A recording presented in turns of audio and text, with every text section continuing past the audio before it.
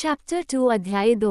मैं इन असाधारण अनुभवों पर संक्षेप में चर्चा करूंगा क्योंकि मनोविज्ञान और शरीर विज्ञान के विद्यार्थियों के लिए ये अनुभव दिलचस्प हो सकते हैं और इसलिए भी कि पीड़ा का ये दौर मेरे मानसिक विकास और उसके बाद के कामों पर सबसे ज्यादा असरदार रहा।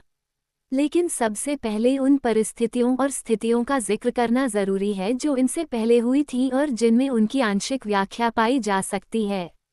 बचपन से ही मुझे खुद पर ध्यान केंद्रित करने के लिए मजबूर किया गया था। इससे मुझे बहुत तकलीफ हुई, लेकिन मेरे वर्तमान दृष्टिकोण से यह एक छिपे हुए आशीर्वाद की तरह था क्योंकि इसने मुझे जीवन के संरक्षण में आत्मनिरीक्षण के अमूल्य मूल्य की सराहना करना सिखाया, साथ ही उपलब्धि का एक साधन भी। व्यवसाय का दबाव और ज्ञान के सभी द्वारों के माध्यम से हमारी चेतना में आने वाली छापों की निरंतर धारा आधुनिक अस्तित्व को कई तरह से खतरनाक बनाती है। अधिकांश लोग बाहरी दुनिया के चिंतन में इतने डूबे रहते हैं कि वे अपने भीतर क्या चल रहा है इस बारे में पूरी तरह से बेखबर रहते हैं। लाखों लोगों की अकाल मृत्यु मुख्य रूप से इसी कारण से होती है। यहाँ तक कि जो लोग सावधानी बरतते हैं उनमें भी काल्पनिक बातों से बचना और वास्तविक खतरों को अनदेखा करना एक आम गलती है।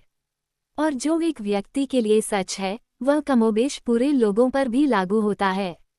संयम हमेशा से मुझे पसंद नहीं था, लेकिन अब मैं जो सुखद अनुभव कर रहा हूँ उससे मुझे भरपूर लाभ मिल रहा है। बस कुछ लोगों को अपने उपदेशों और विश्वासों में परिवर्तित करने की उम्मीद में मैं एक या दो को याद करूँगा। कुछ समय पहले मैं अपने होटल लौट रहा था। रात बहुत ठंडी थी, जमीन फिसलन भरी थी और टैक्सी नहीं मिल पा रही थी। मेरे पीछे आधे ब्लॉक पर एक और आदमी चल रहा था जो मेरी तरह ही छिपने के लिए बेचैन था। अचानक मेरे पैर हवा में उठ गए। उसी पल मेरे दिमाग में एक कौंध हुई। नसें जवाब देने लगी, मांसपेशियां सिकुड़ने लगीं। मैं 180 डिग्री घूम गया और अपने हाथों पर गिर गया। मैंने फिर से चलना शुरू किया जैसे कुछ हुआ ही न हो। तभी अजनबी ने मुझे पकड़ लिया। तुम कितने साल के हो? उसने मुझे गंभीरता से देखते हुए पूछा। ओह, लगभग 59, मैंने उत्तर दिया। इसमें क्या है? ठीक है, उन्होंने कहा, मैंने एक बिल्ली को ऐसा करते देखा है, लेकिन कभी किसी आदमी को नहीं। लगभग 1 महीने पहले मैं नया चश्मा मंगवाना चाहता था और एक नेत्र विशेषज्ञ के पास गया जिसने मुझे सामान्य परीक्षण करवाए। जब मैंने काफ़ी दूरी से सबसे छोटे प्रिंट को आसानी से पढ़ा तो उसने मुझे अविश्वसनीय रूप से देखा। लेकिन जब मैंने उसे बताया कि मैं 60 से अधिक का हो गया हूं तो वह आश्चर्य में पड़ गया। मेरे दोस्त अक्सर टिप्पणी करते हैं कि मेरे सूट मुझे दस्ताने की तरह फिट होते हैं, लेकिन वे नहीं जानते कि मेरे सभी कपड़े लगभग 15 साल पहले लिए गए माप के अनुसार बने हैं और कभी नहीं बदले हैं। इसी अवधि के दौरान मेरे वजन में 1 पाउंड भी बदलाव नहीं हुआ। इस संबंध में मैं एक मजेदार कहानी बता सकता हूँ। 1885 की सर्दियों में एक शाम, श्री एडिसन इल्यूमिनेटिंग कंपनी के अध्यक्ष एडवर्ड एच.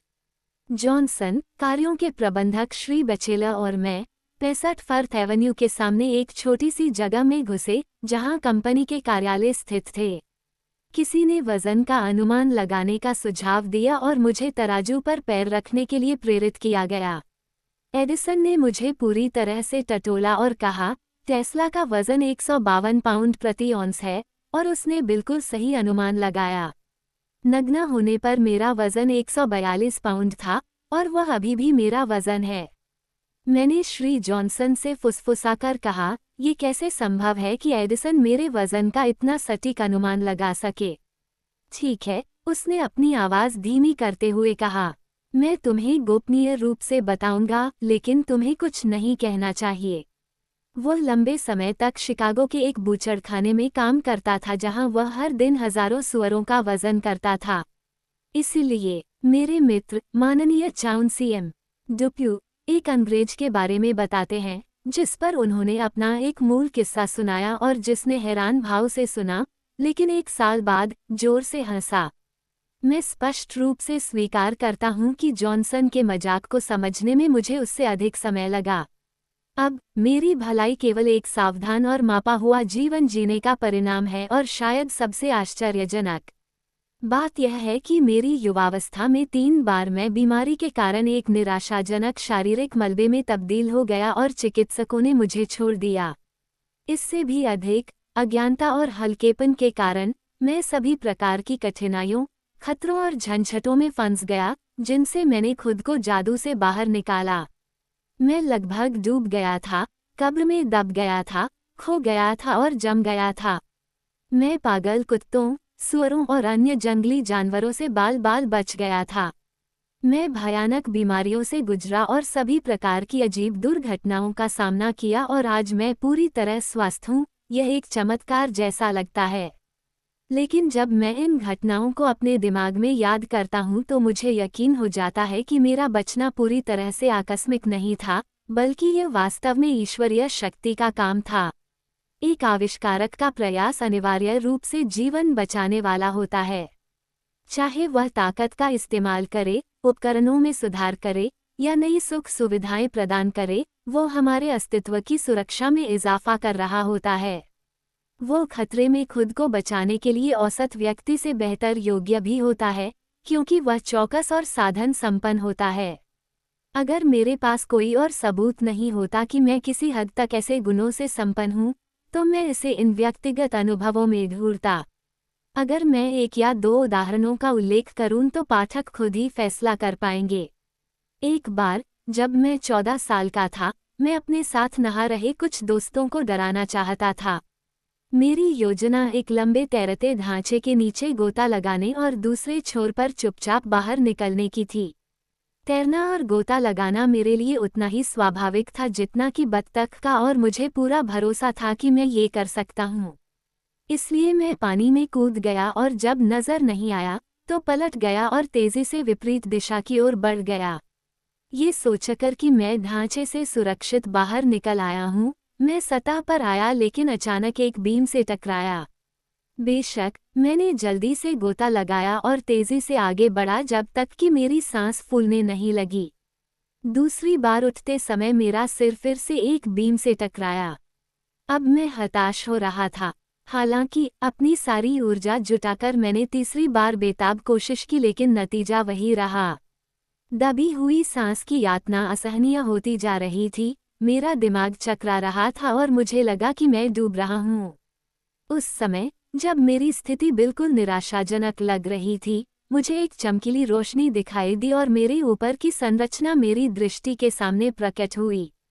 मैंने या तो यह समझा या अनुमान लगाया कि पानी की सतह और बीम पर टिके हुए बोर्डों के बीच थोड़ी जगह थी, और चेतना लगभग खो जाने के बाद मैं ऊपर तैरा, अपने मुंह को तख्तों के करीब दबाया और थोड़ी हवा अंदर लेने में कामयाब रहा। दुर्भाग्य से पानी की एक फुहार के साथ मिलकर मुझे लगभग घुटन होने लगी। मैंने कई बार इस प्रक्रिया को एक सपने की तरह दोहराया जब तक कि मेरा दिल, जो बहुत तेजी से धड़क रहा था, शांत नहीं हो गया और मैंने संयम हासिल कर लिया। उसके बाद मैंने कई असफल गोते लगाए, पूरी तरह से दिशा का बोध खो दिया, लेकिन आखिरकार जाल से बाहर निकलने में सफल रहा जब मेरे दोस्त पहले ही मुझे छोड़ चुके थे और मेरे शरीर को पकड़ने के लिए मछली पकड़ रहे थे। लापरवाही के कारण मेरे लिए नहाने का वह मौसम खराब हो गया, लेकिन मैं जल्द ही सबक भूल गया और केवल 2 साल बाद मैं एक बदतर स्थिति में आ गया। उस समय मैं जिस शहर में पढ़ रहा था, उसके पास नदी के उस पार एक बड़ी आटा चक्की थी, जिस पर एक बांध था। आमतौर पर बांध से पानी की ऊंचाई सिर्फ 2 या 3 इंच ही होती थी और उस तक तैरना एक ऐसा खेल था जो ज्यादा खतरनाक नहीं था, जिसमें मैं अक्सर शामिल रहता था। एक दिन मैं अकेले नदी पर मौज मस्ती करने गया, हमेशा की तरह खुद को संभाले हुए था। जब मैं चिनाई से थोड़ी दूरी पर था, तो मैं ये देखकर भयभीत हो गया कि पानी बढ़ गया था और मुझे तेजी से बहा ले जा रहा था। मैंने भागने की कोशिश की, लेकिन बहुत देर हो चुकी थी। सौभाग्य से, हालांकि, मैंने दोनों हाथों से दीवार को पकड़कर खुद को बहने से बचा लिया। मेरी छाती पर दबाव बहुत अधिक था और मैं मुश्किल से अपना सिर सतह से ऊपर रख पा रहा था। कोई भी दिखाई नहीं दे रहा था और मेरी आवाज गिरने की गर्जना में खो गई थी। धीरे धीरे मैं थक गया और तनाव को अधिक समय तक झेलने में असमर्थ हो गया। जैसे ही मैं नीचे चट्टानों से टकराने वाला था, मैंने एक परिचित आरेख देखा जो हाइड्रोलिक सिद्धांत को दर्शाता है कि गति में तरल पदार्थ का दबाव उजागर क्षेत्र के अनुपात में होता है और स्वचालित रूप से मैं अपनी बाईं ओर मुड़ गया। जैसे कि जादू से दबाव कम हो गया और मुझे उस स्थिति में धारा के बल का विरोध करना तुलनात्मक रूप से आसान लगा। लेकिन खतरा अभी भी मेरे सामने था। मुझे पता था कि देर सवेर मुझे नीचे उतारा जाएगा, क्योंकि समय रहते मेरी मदद करना संभव नहीं था, भले ही मैंने ध्यान आकर्षित किया हो। अब मैं दोनों हाथों से काम कर सकता हूँ, लेकिन तब मैं बाएं हाथ से काम करता था और मेरे दाहिने हाथ में तुलनात्मक रूप से बहुत कम ताकत थी। इस कारण से मैं आराम करने के लिए दूसरी तरफ मुड़ने की हिम्मत नहीं कर पाया और मेरे पास बांध के साथ धीरे धीरे अपने शरीर को धकेलने के अलावा कोई विकल्प नहीं बचा था। मुझे उस चक्की से दूर जाना था जिसकी ओर मेरा चेहरा मुड़ा हुआ था, क्योंकि वहां धारा बहुत तेज और गहरी थी। यह एक लंबी और दर्दनाक परीक्षा थी और मैं इसके अंत में असफल होने के करीब पहुंच गया था, क्योंकि मैं चिनाई में एक गड्ढे में जा गिरा था। मैं अपनी आखिरी ताकत के साथ किसी तरह आगे बढ़ा और जब मैं किनारे पर पहुंचा तो बेहोश हो गया, जहां मुझे पाया गया। मेरे बाएं हिस्से की लगभग पूरी त्वचा फट गई थी और बुखार उतरने और मुझे ठीक होने में कई सप्ताह लग गए। ये कई उदाहरणों में से सिर्फ 2 हैं, लेकिन ये दिखाने के लिए पर्याप्त हो सकते हैं कि अगर आविष्कारक की सूझबूझ न होती तो मैं ये कहानी कहने के लिए जीवित नहीं रहता। रुचि रखने वाले लोग अक्सर मुझसे पूछते हैं कि मैंने आविष्कार कैसे और कब शुरू किया। इसका उत्तर मैं केवल अपनी वर्तमान यादों के आधार पर दे सकता हूँ, जिसके अनुसार मुझे याद है कि पहला प्रयास काफी महत्वाकांक्षी था क्योंकि इसमें एक उपकरण और एक विधि का आविष्कार शामिल था। पहले प्रयास में मेरा अनुमान लगाया गया था, लेकिन बाद वाला प्रयास मौलिक था। यह इस तरह हुआ। मेरे एक साथी के पास एक हुक और मछली पकड़ने का सामान आ गया था, जिससे गांव में काफी उत्साह पैदा हो गया था और अगली सुबह सभी मेढक पकड़ने निकल पड़े। इस लड़के से झगड़े के कारण मैं अकेला रह गया और अकेला रह गया। मैंने कभी असली हुक नहीं देखा था और इसे कुछ अद्भुत, अनोखे गुणों से संपन्न चीज के रूप में कल्पना करता था और पार्टी में शामिल न होने की निराशा कर रहा था। आवश्यकता से प्रेरित होकर मैंने किसी तरह नर्म लोहे के तार का एक टुकड़ा पकड़ा, 2 पत्थरों के बीच एक नुकीला छोर ठोंका, उसे आकार में मोड़ा और उसे एक मजबूत डोरी से बांध दिया। फिर मैंने एक छड़ काटी, कुछ चारा इकट्ठा किया और नीचे नाले के पास गया जहां मेढक बहुतायत में थे। लेकिन मैं कोई भी नहीं पकड़ पाया और जब मुझे एक स्टंप पर बैठे मेढक के सामने खाली हुक लटकाने का विचार आया तो मैं लगभग निराश हो गया। पहले तो वह गिर पड़ा, लेकिन धीरे धीरे उसकी आंखें बाहर निकल आईं और वह लाल हो गया। वह अपने सामान्य आकार से दुगुना हो गया और उसने हुक पर एक जोरदार झपट्टा मारा। मैंने तुरंत उसे ऊपर खींच लिया। मैंने बार बार यही तरीका आजमाया और ये तरीका अचूक साबित हुआ। जब मेरे साथी, जिन्होंने अपनी बेहतरीन पोशाक के बावजूद कुछ भी नहीं पकड़ा था, मेरे पास आए तो वे ईर्ष्या से जल उठे। लंबे समय तक मैंने अपना रहस्य छिपाए रखा और एकाधिकार का आनंद लिया, लेकिन अंत में क्रिसमस की भावना के आगे झुक गया। फिर हर लड़का यही कर सकता था और अगली गर्मियों में मेंढकों के लिए आपदा आ गई। मेरे अगले प्रयास में ऐसा लगता है कि मैंने पहले सहज आवेग के तहत काम किया, जिसने बाद में मुझ पर हावी हो गया, प्रकृति की ऊर्जा को मनुष्य की सेवा में लगाने के लिए। मैंने यह मई बग्स या जून बग्स के माध्यम से किया, जैसा कि उन्हें अमेरिका में कहा जाता है, जो उस देश में एक वास्तविक कीट थे और कभी कभी अपने शरीर के वजन से पेड़ों की शाखाओं को तोड़ देते थे। झाड़ियां उनसे काली हो गई थीं। मैं उनमें से 4 को एक पतले धुरी पर घूमने वाले क्रॉसपीस से जोड़ता और उसी की गति को एक बड़ी डिस्क में संचारित करता और इस प्रकार काफी शक्ति प्राप्त करता। ये जीव उल्लेखनीय रूप से कुशल थे, क्योंकि एक बार शुरू होने के बाद उन्हें रुकने का कोई मतलब नहीं था और वे घंटों घंटों चक्कर लगाते रहते थे और जितना अधिक गर्मी होती थी उतनी ही अधिक मेहनत करते थे। सब कुछ ठीक चल रहा था जब तक कि एक अजीब लड़का उस जगह पर नहीं आया। वह ऑस्ट्रियाई सेना के एक सेवानिवृत्त अधिकारी का बेटा था। उस बालक ने मई बग को जिंदा खा लिया और उनका आनंद लिया जैसे कि वे सबसे बेहतरीन ब्लू पॉइंट सीप हों। उस घृणित दृश्य ने इस आशाजनक क्षेत्र में मेरे प्रयासों को समाप्त कर दिया। उसके बाद, मुझे लगता है, मैंने अपने दादा की घड़ियों को अलग करने और जोड़ने का काम शुरू किया। पहले वाले काम में मैं हमेशा सफल रहा, लेकिन दूसरे वाले काम में अक्सर असफल रहा। इसलिए ऐसा हुआ कि उन्होंने मेरे काम को अचानक रोक दिया, लेकिन बहुत नाजुक तरीके से नहीं, और मुझे फिर से घड़ी बनाने में 30 साल लग गए। इसके कुछ समय बाद, मैंने एक तरह की पॉप गन का निर्माण शुरू किया जिसमें एक खोखली ट्यूब, एक पिस्टन और भांग के 2 प्लग शामिल थे। बंदूक से फायर करते समय पिस्टन को पेट के खिलाफ दबाया जाता था और ट्यूब को दोनों हाथों से जल्दी से पीछे धकेला जाता था। प्लग के बीच की हवा को संपीड़ित किया जाता था और उच्च तापमान तक बढ़ाया जाता था और उनमें से एक को तेज आवाज के साथ बाहर निकाला जाता था। कला में हमारे बगीचे में पाए जाने वाले खोखले डंठलों से उचित टेपर की एक ट्यूब का चयन करना शामिल था। मैंने उस बंदूक से बहुत अच्छा किया, लेकिन मेरी गतिविधियां हमारे घर की खिड़की के शीशों में बाधा डालती थीं और दर्दनाक निराशा का सामना करती थीं। अगर मुझे ठीक से याद है, तो मैंने उस समय फर्नीचर के टुकड़ों से तलवारें बनाना शुरू कर दिया था, जो मुझे आसानी से मिल जाते थे। उस समय मैं सबियाई राष्ट्रीय कविता के प्रभाव में था और वीरों के कारनामों के लिए प्रशंसा से भरा हुआ था।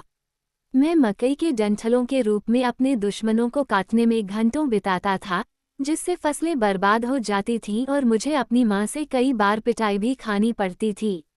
इसके अलावा, ये औपचारिक किस्म के नहीं बल्कि असली होते थे। मैं 6 साल का था और स्मिलजान गांव में प्राथमिक विद्यालय में 1 साल की पढ़ाई पूरी कर चुका था, जहां मेरा परिवार रहता था। तब मैंने ये सब और भी बहुत कुछ पीछे छोड़ दिया था। इस मोड़ पर हम पास के छोटे से शहर गोस्पिक में चले गए। निवास का ये परिवर्तन मेरे लिए एक आपदा की तरह था। हमारे कबूतरों, मुर्गियों और भेड़ों और हमारे शानदार हंसों के झुंड से अलग होने से मेरा दिल लगभग टूट गया, जो सुबह बादलों की ओर बढ़ते थे और सूर्यास्त के समय युद्ध के मैदानों से युद्ध के मैदान में लौटते थे, इतने परिपूर्ण कि वे आज के समय के सबसे अच्छे विमान चालकों के दस्ते को भी शर्मिंदा कर देते। हमारे नए घर में मैं एक कैदी की तरह था, जो अपनी खिड़की के पर्दे से अजीब लोगों को देखता था। मेरी शर्म इतनी थी कि मैं शहर के चहलकदमी करने वाले लड़कों की बजाय दहाड़ते हुए शेर का सामना करना पसंद करता। लेकिन मेरी सबसे कठिन परीक्षा रविवार को आई, जब मुझे तैयार होकर सेवा में शामिल होना था। वहां मैं एक दुर्घटना का शिकार हुआ, जिसके बारे में सोचने मात्र से ही मेरा खून खट्टा दूध की तरह जम गया। ये सच में मेरा दूसरा रोमांच था। कुछ समय पहले ही मुझे एक दुर्गम पहाड़ पर एक पुराने चैपल में एक रात के लिए दफनाया गया था, जहां साल में सिर्फ एक बार ही जाया जाता था। यह एक भयानक अनुभव था, लेकिन यह उससे भी बदतर था। शहर में एक अमीर महिला थी, एक अच्छी लेकिन घमंडी महिला, जो एक बहुत बड़ी ट्रेन और परिचारकों के साथ भव्य रूप से सजी धजी चर्च में आती थी। एक रविवार को मैं घंटाघर में घंटी बजाकर नीचे की ओर भागा, तभी यह भव्य महिला झाड़ू लगा रही थी और मैं उसकी ट्रेन पर चढ़ गया। ट्रेन एक धमाकेदार आवाज के साथ फट गई, जो बंदूक की गोली की तरह लग रही थी। कच्चे रंगरूटों द्वारा निकाल दिया गया। मेरे पिता क्रोध से आग बबूला हो गए। उन्होंने मेरे गाल पर एक हल्का सा थप्पड़ मारा। यह एकमात्र शारीरिक दंड था जो उन्होंने मुझे दिया था, लेकिन अब मैं इसे लगभग महसूस कर सकता हूँ। उसके बाद जो शर्मिंदगी और उलझन हुई, वह अवर्णनीय है। मैं व्यावहारिक रूप से बहिष्कृत था जब तक कि कुछ और नहीं हुआ जिसने मुझे समुदाय के अनुमान में सुधार दिया। एक उद्यमी युवा व्यापारी ने एक अग्निशमन विभाग का गठन किया था। एक नई दमकल गाड़ी खरीदी गई, वर्दी दी गई और लोगों को सेवा और परेड के लिए प्रशिक्षित किया गया। इंजन को लाल और काले रंग से खूबसूरती से रंगा गया था। एक दोपहर आधिकारिक परीक्षण की तैयारी की गई और मशीन को नदी में ले जाया गया। पूरी आबादी इस शानदार तमाशे को देखने के लिए उमड़ पड़ी। जब सभी भाषण और समारोह समाप्त हो गए, तो पंप करने का आदेश दिया गया, लेकिन नोजल से पानी की एक बूंद भी नहीं निकली। प्रोफेसरों और विशेषज्ञों ने समस्या का पता लगाने की व्यर्थ कोशिश की। जब मैं घटनास्थल पर पहुंचा तो ये पूरी तरह विफल हो चुका था।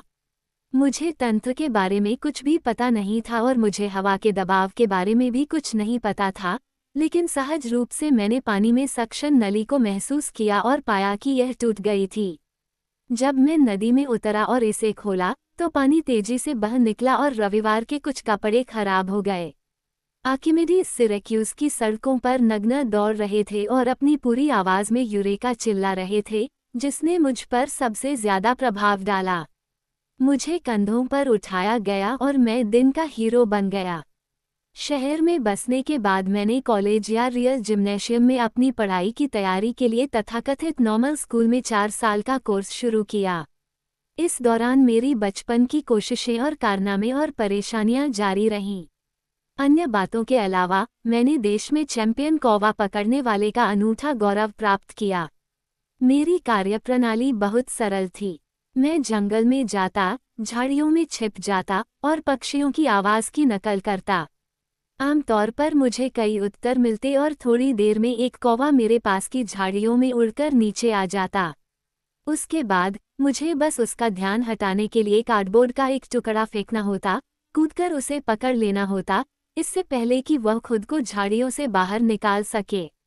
इस तरह मैं जितने चाहूं उतने कौवे पकड़ लेता, लेकिन एक बार कुछ ऐसा हुआ जिससे मुझे उनका सम्मान करना पड़ा। मैंने पक्षियों का एक बढ़िया जोड़ा पकड़ा था और एक दोस्त के साथ घर लौट रहा था। जब हम जंगल से बाहर निकले तो हजारों कौवे भयानक शोर मचाते हुए इकट्ठे हुए थे। कुछ ही मिनटों में वे पीछा करते हुए उठे और जल्द ही हमें घेर लिया। यह मज़ा तब तक चलता रहा जब तक कि अचानक मेरे सिर के पिछले हिस्से पर एक झटका नहीं लगा जिससे मैं गिर गया। फिर उन्होंने मुझ पर क्रूर हमला किया। मुझे दोनों पक्षियों को छोड़ने के लिए बाध्य होना पड़ा और मैं अपने मित्र के साथ मिलकर खुश था, जिसने एक गुफा में शरण ली थी। स्कूल के कमरे में कुछ यांत्रिक मॉडल थे जो मुझे बहुत पसंद आए और मेरा ध्यान पानी के टरबाइनों की ओर गया। मैंने इनमें से कई बनाए और उन्हें चलाने में मुझे बहुत आनंद आया। मेरा जीवन कितना असाधारण था, यह एक घटना से पता चलता है। मेरे चाचा को इस तरह के शगल की कोई ज़रूरत नहीं थी और उन्होंने एक से ज़्यादा बार मुझे डांटा। मैं नियाग्रा फॉल्स के विवरण से मोहित हो गया था, जिसे मैंने पढ़ा था, और अपनी कल्पना में फॉल्स के पास एक बड़ा पहिया चलाया। मैंने अपने चाचा से कहा कि मैं अमेरिका जाऊंगा और इस योजना को अंजाम दूंगा। 30 साल बाद मैंने अपने विचारों को नियाग्रा में लागू किया और मन के अथाह रहस्य पर आश्चर्यचकित हुआ। मैंने अन्य सभी प्रकार के उपकरण और यंत्र बनाए, लेकिन उनमें से मेरे द्वारा बनाए गए आर्बलिस्ट सबसे अच्छे थे। मेरे तीर, जब छोटे होते थे, तो दृष्टि से ओझल हो जाते थे और नज़दीक से देखने पर 1 इंच मोटे चीड़ के तख्त को पार कर जाते थे। धनुष को लगातार कसने से मेरे पेट पर मगरमच्छ जैसी त्वचा बन गई और मैं अक्सर सोचता हूँ कि क्या यह इस अभ्यास के कारण है मैं अब भी कंकड़ पत्थर को पचाने में सक्षम हूँ। नहीं, मैं चुपचाप गोफिन के साथ अपने प्रदर्शन को आगे बढ़ा सकता हूँ, जो मुझे हिप्पोड्रोम में एक आश्चर्यजनक प्रदर्शन देने में सक्षम बनाता। और अब मैं युद्ध के इस अनूठे हथियार के साथ अपने एक करतब के बारे में बताऊंगा जो पाठक की विश्वसनीयता को चरम सीमा तक ले जाएगा। मैं अपने चाचा के साथ नदी के किनारे टहलते हुए अभ्यास कर रहा था। सूरज ढल रहा था, ट्राउट मछलियां चंचल थीं और समय समय पर एक मछलियां हवा में उछलती थीं। उनका चमकता हुआ शरीर एक उभरी हुई चट्टान से टकराता हुआ दिखाई देता था। बेशक इन अनुकूल परिस्थितियों में कोई भी लड़का मछली पकड़ सकता था, लेकिन मैंने एक बहुत ही कठिन काम किया और मैंने अपने चाचा को छोटी से छोटी बात के बारे में पहले ही बता दिया था कि मैं क्या करने जा रहा हूँ। मुझे मछली पर पत्थर फेंकना था, उसके शरीर को चट्टान पर दबाना था और उसे 2 टुकड़ों में काटना था। ये कहते ही हो गया। मेरे चाचा ने मुझे लगभग डरे हुए देखा और चिल्लाए, "वडे रेट्रा सेटेनाई।" और कुछ दिनों बाद उन्होंने मुझसे फिर से बात की। अन्य रिकॉर्ड, चाहे कितने भी महान हों, मिट जाएंगे, लेकिन मुझे लगता है कि मैं 1000 साल तक अपनी उपलब्धियों पर शांति से आराम कर सकता हूँ।